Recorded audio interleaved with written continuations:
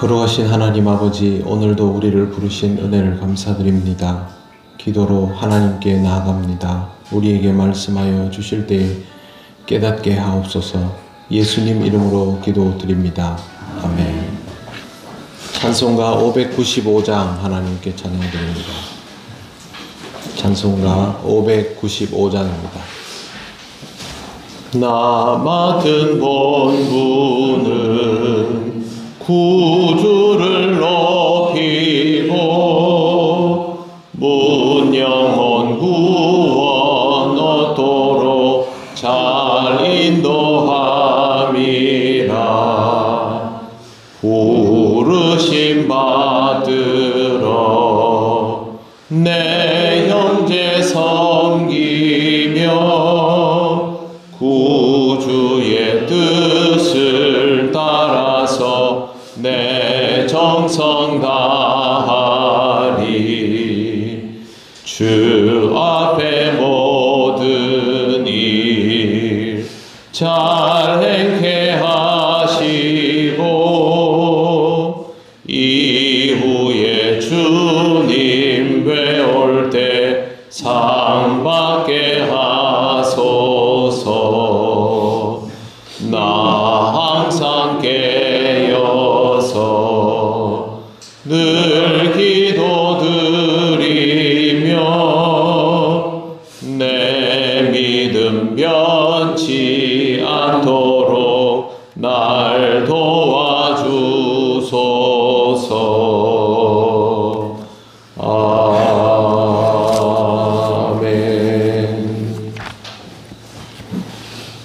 하나님 말씀 요한계시록 20장 11, 12절입니다. 신약성경 420쪽입니다. 계시록 20장 11절 12절을 함께 읽겠습니다. 또 내가 크고 흰 보좌와 그 위에 앉으신 이를 보니 땅과 하늘이 그 앞에서 피하여 간 데 없더라. 또 내가 보니 죽은 자들이 큰 자나 작은 자나 그 보좌 앞에 서 있는데 책들이 펴 있고 또 다른 책이 퍼졌으니 곧 생명책이라. 죽은 자들이 자기 행위를 따라 책들에 기록된 대로 심판을 받으니. 아멘. 지난 금요일 말씀에서 우리는 사단이 잠시 무저갱에서 풀려 세상을 미혹하고 그때 다시 모여든 악의 세력들이 하나님의 진영과 새 예루살렘 성을 둘러싸고 있을 때 하나님께서 마귀를 불과 유황못에 던져버리고 다시 사탄의 세력이 참패하고 초토화되는 장면을 보았습니다. 오늘 말씀은 이후에 다시 전환된 장면입니다. 11절을 보시면 또 내가 크고 흰 보좌와 그 위에 앉으신 이를 보니 라고 하면서 장면이 전환되는데, 크고 흰 보좌와 그 위에 앉으신 이가 누구인지가 먼저 해석되어야 합니다. 전통적이고 보편적인 해석은 예수 그리스도입니다. 그렇게 생각하는 이유는 심판의 모든 권한이 어린 양 예수 그리스도에게 위임되었기 때문에 예수 그리스도께서 모든 것들을 주재한다는 의미에서 이 보좌 위에 앉으신 흰 보좌입니다. 크고 흰 보좌 위에 앉으신 이가 예수 그리스도라고 해석을 합니다. 일부에서는 이 보좌에 앉으신 이가 성부 하나님이라고 해석하는 견해도 있습니다. 하나님께서 그렇게 할 수도 있지만 우선은 성경 전체의 맥락이 하나님께서 어린 양 예수 그리스도에게 위임하셨기 때문에 예수 그리스도라고 보는 것이 더 합당합니다. 여기서 중요한 것은 뒷부분입니다. 이를 보니 땅과 하늘이 그 앞에서 피하여 간 데 없더라 라는 내용인데요. 땅과 하늘은 사실상 우주 전체를 뜻합니다. 그런데 우주 전체가 보좌에 앉으신 이 앞에서 피하였다, 도망쳐버렸다 라는 표현은 죄악에 물들었던 우주 만물이 더 이상 하나님과 맞지 않기 때문에 이제 쓸모가 없어졌기 때문에 하나님께서 정리하셨다라는 것으로 해석이 됩니다. 우리 피부에는 와닿지 않는 내용이지요. 우리는 우주의 한 작은 귀퉁이에서 있는 그 땅을 디디고 살아가면서도 그 땅에 대한 권세가 없는 정말 하나님의 그 지극히 작은 피조물이기 때문에 이런 역사에 대하여 요한이 예언으로 본들, 환상으로 본들 이걸 뭘 얼마나 표현할 수 있겠습니까? 우리가 이걸 제대로 인지할 수 있는 수준은 아닙니다. 기억해야 될 것은 하나님이 실로 광대하시다라는 것, 모든 것의 주권이 하나님께 있고 옛 땅과 하늘을 치우고 새 하늘과 새 땅을 내놓으신 이도 하나님이시다라는 것을 여기서 다시 한번 확인하게 되는 것입니다. 다 파악은 못해도 다시 한 번씩 생각을 떠올릴 수는 있습니다. 12절을 보십시오. 또 내가 보니 죽은 자들이 큰 자나 작은 자나 그 보좌 앞에 서 있는데 책들이 펴 있고 라고 되어 있습니다. 죽은 자를 큰 자나 작은 자로 표현한 것은 다양한 사람들이라는 뜻입니다. 성경을 읽다 보면 여기 죽은 자들이 그 하나님께 구원받은 자를 제외한 누군가 남은 사람들을 뜻하는 것으로 생각할 수 있는데 기본적으로 성경에서 심판의 예외인 대상은 없습니다. 그렇기 때문에 이 죽은 자들이라는 말은 말 그대로 모든 생명들을 뜻합니다. 누구나 다 심판 앞에 서게 되기 때문에 신자 불신자를 모두 포함하고 있다라고 해석되어야 합니다. 그 다음에 책들이 먼저 펴져 있고요. 그 뒤에 12절 하반부에 보면 또 다른 책이 펴졌으니 라고 되어 있습니다. 책들이 펴 있고 또 다른 책이 펴져 있고 이러면 책이 하나가 아닌 것이죠. 뒤에 나오는 설명을 보면 곧 생명책이라 죽은 자들이 자기 행위를 따라 책들에 기록된 대로 심판을 받으니 라고 되어 있습니다. 첫 번째 나오는 책들은 헬라어로 타비볼리아입니다. 이것은 행위에 대한 기록을 의미합니다. 그리고 두 번째 나오는 다른 책은 알로비블리온이라고 부릅니다.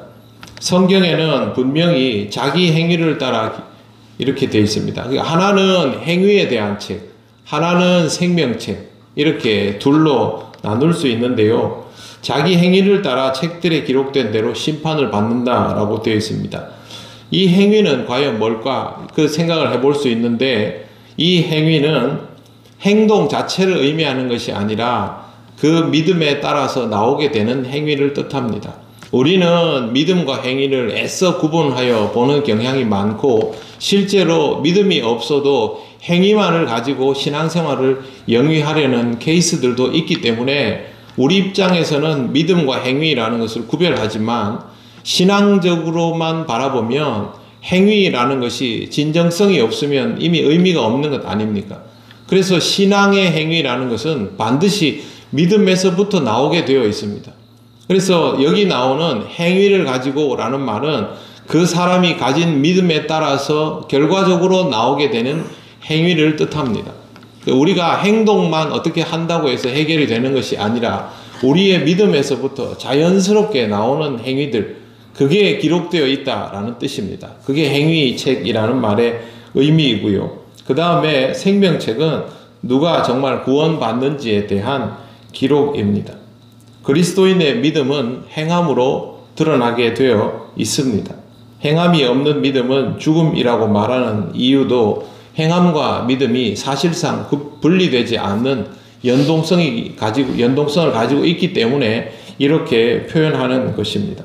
지금 나의 행동은 이미 내 믿음에서부터 나오는 것이고 믿음이 없이도 그 행동을 한다는 것은 이미 내가 가식적이고 위선적이다라는 말이 되기 때문에 우리는 우리가 하고 있는 행동의 출발이 믿음인 것을 확인해야만 하고 더 중요한 것은 우리 믿음이 온전한 믿음이어야 합니다. 정말 하나님께 반응하는 확신이어야만 그것이 제대로 행동에 옮겨지는 것입니다.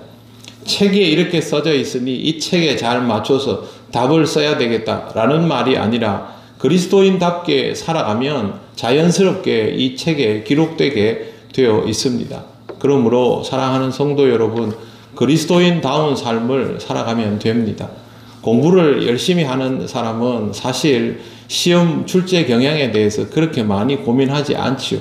자기가 공부하는 것이 좋아서 알고 싶어서 열심히 하다 보면 필요한 것들을 자연스럽게 배우고 익히게 되어 있습니다. 신앙생활도 크게 다르지 않다고 생각을 합니다. 내가 하나님의 말씀에 대하여 궁금증을 가지고 말씀을 읽어가면서 하나님을 깊이 만나고 하나님에 대하여 더 알고 싶어 성경 말씀을 읽고 신앙생활을 하면서 나오는 부족함들을 기도와 말씀을 통하여 채워나가다 보면 우리의 삶은 점점 더 그리스도인다워지게 되어 있습니다.